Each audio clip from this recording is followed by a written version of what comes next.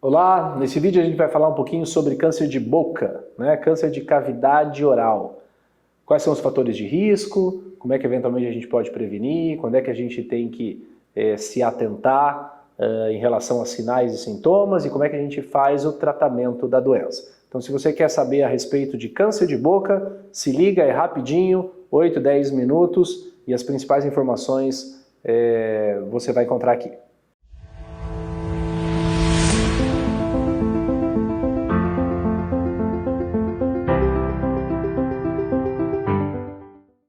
Bom, pessoal, câncer de boca, né? Eu acho que primeiro a gente tem que entender o que é a boca.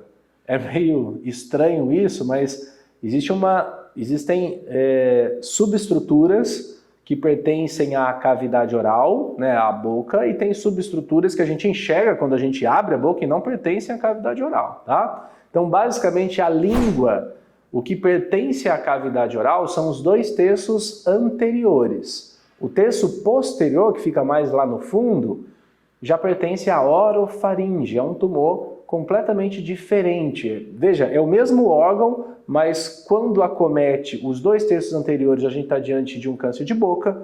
Quando pega a parte do fundo, o terço posterior, a gente está falando de um câncer de orofaringe, que a gente vai conversar em um outro vídeo. Também faz parte da cavidade oral o palato duro, né, o céu da boca, toda a parte da gengiva, né, em cima e embaixo, e também a parte interna da bochecha, né, e dos lábios. Então isso basicamente é a cavidade oral. A cavidade oral, se a gente pegar as estruturas, né, anatômicas de cavidade oral, faringe, laringe, seios paranasais, né, que a gente já comentou lá atrás, que são os tumores que acometem a cabeça e pescoço, 50% desses tumores são de cavidade oral. Então, é o tumor mais frequente desses subgrupos, né?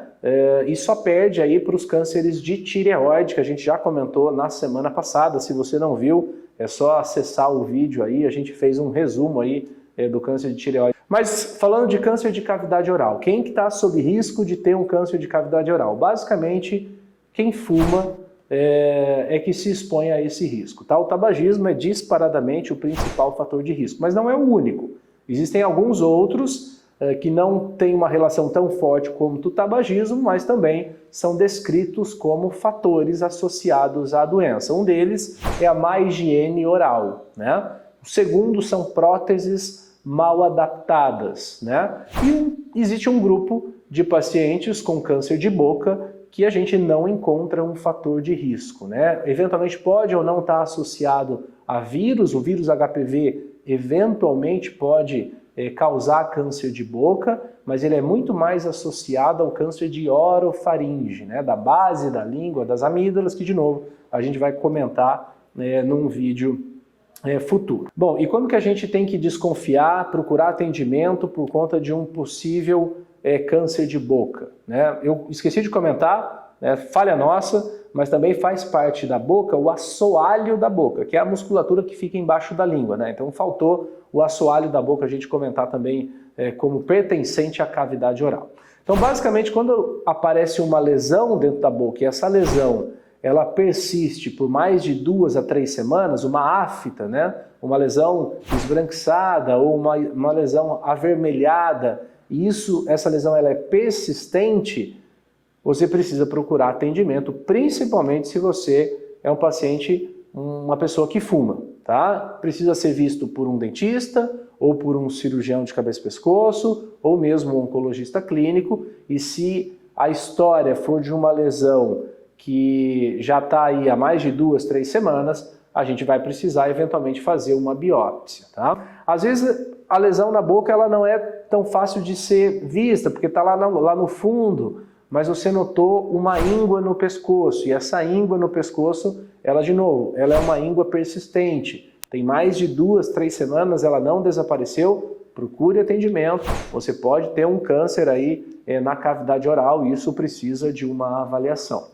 De novo, o diagnóstico passa por uma biópsia, né, que é tirar um pedacinho dessa lesão, mandar para o patologista, e o patologista vai nos dizer se aquilo é ou não um câncer. Existem vários subtipos de câncer que podem acometer a cavidade oral, mas o mais comum é o carcinoma epidermoide, o SEC, que é o tumor que está associado ao tabagismo. Também tem tumores de glândula salivar que acometem a cavidade oral. A gente já fez um vídeo também falando de glândula salivar, se você quiser dar uma olhadinha, é só olhar aí. Mês passado a gente comentou, esses tumores de glândula salivar também podem acometer a cavidade oral, mas disparadamente o subtipo mais comum é o SEC, e é o SEC, carcinoma epidermoide, que está associado ao tabagismo. Quando a gente faz um diagnóstico de câncer de cavidade oral, assim como qualquer outro câncer, a próxima etapa é a gente entender o quão extensa está a doença em relação ao tumor primário, em relação ao acometimento de ínguas do pescoço, que é para onde o tumor começa a se espalhar. Então, basicamente, uma célulazinha se desprende do tumor, é drenado pelo sistema linfático, ele cai, chega numa íngua do pescoço e essa célula começa a crescer e essa íngua ela acaba sendo acometida pela doença. E, eventualmente, essa célula ela pode passar essa drenagem linfática ou mesmo ser drenado pelo sistema cair direto na corrente sanguínea e parar em algum outro lugar. O sítio mais frequente de metástase de um câncer de boca é o pulmão. Então, em geral, quando a gente vai fazer uma avaliação inicial de um paciente com um SEC de cavidade oral, um câncer de boca, a gente faz imagens tanto do pescoço, né, que vai pegar a cavidade oral e o pescoço, e também imagem do pulmão. Tomografia pode ser um exame de escolha, ou eventualmente, quando a gente tem uma doença mais volumosa, a gente acaba preferindo o PET-CT, o PET-scan, que é o melhor exame para a gente detectar doença metastática. Como é que a gente trata câncer de boca? Na maioria das vezes a doença ela é localizada, ela não é doença metastática.